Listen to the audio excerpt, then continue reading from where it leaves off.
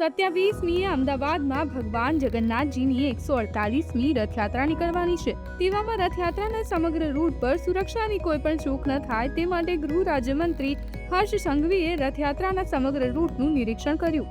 ગૃહ રાજ્યમંત્રી હર્ષ સંઘવીએ ભગવાન જગન્નાથજીની નેત્રોત્સવ વિધિમાં સહભાગી થયા, જે બાદ પોલીસ કમિશનર સાથે રથયાત્રાના રૂટ પર સુરક્ષા વ્યવસ્થાનું નિરીક્ષણ કરી પોલીસની કામગીરી બિરદાવી.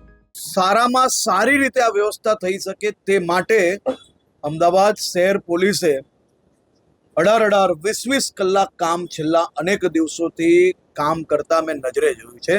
તે બદલ હું અમદાવાદ શહેર પોલીસ કમિશનર શ્રી GS મલિકજી અને એમની આખી ટીમને ખૂબ ખૂબ શુભકામનાઓ આપું છું. રથયાત્રામાં સુરક્ષા, ભીડ અને વ્યવસ્થા સાચવવા 3500 CCTV camera, 2872 body Warne camera સાથે 23,844 પોલીસ જવાનો ખડે પગે તૈનાત રહેશે.